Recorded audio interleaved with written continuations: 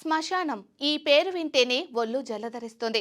శవం అంటేనే అల్లంత దూరం పోయేవాళ్ళు ఉంటారు. శ్మశానాలలో సాధారణంగా పురుషులు మాత్రమే కాటికాపరిగా పనిచేస్తూ ఉంటారు. అలాంటిది ఓ మహిళ ఎంతో ధైర్యంగా కాటికాపరిగా పనిచేస్తుంది.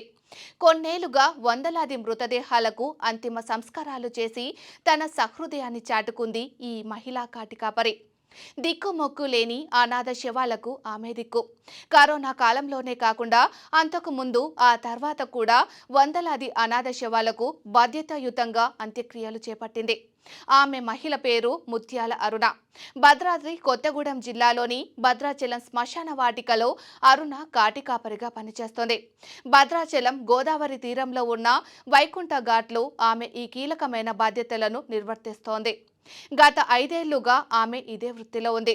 కరోనా కాలంలోనే కాకుండా అంతకు ముందు నుంచి భద్రాచలంలో అనాథ శవాలకు అరుణ అంత్యక్రియలను నిర్వహిస్తూ వచ్చింది. దిక్కుమొక్కు లేకుండా వదిలేసిన అనేక శవాలకు ఆమె బాధ్యతగా అంత్యక్రియలు చేపట్టారు. అరుణ భర్త 18 ఏళ్లు కాటికాపరి పనిలో ఉన్నారు. ఆమె ఇళ్లలో పనిచేసేది. తర్వాత అరుణ భర్తకు ఆరోగ్యం బాగాలేకపోవడంతో ఆమె కూడా శ్మశానంలోకి వచ్చేసి తన పిల్లలతో అక్కడే ఉండేది. భర్తకు సహాయం చేస్తూ శ్మశానంలోనే చేసే పనులన్నీ అలవాటు చేసుకుంది.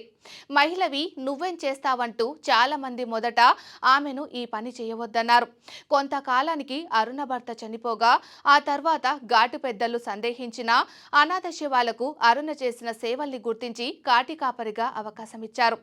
ఆమె ఇప్పుడు తన బిడ్డలు, తండ్రిని కూడా పోషిస్తుంది. వారితో పాటుగా మరో 2 అనాథలకు కూడా అన్నం పెడుతుంది. మొత్తం 4 శ్మశానం ఆవరణలోనే ఉంటారు. కరోనా సమయంలో మృతదేహాల దహన సంస్కారం ప్రభుత్వ అధికారులకు కూడా తలనొప్పిగా మారింది.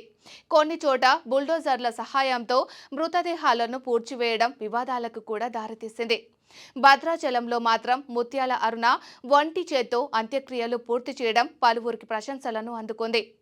చీకటి పడితే ఈ ఘాటు ప్రాంతానికి రావాలంటేనే ప్రజలు భయపడతారు. కానీ అరుణ అక్కడే ఉంటుంది. ఎవరికి ఏ సమయంలో అవసరమున్నా సాయం అందిస్తోంది.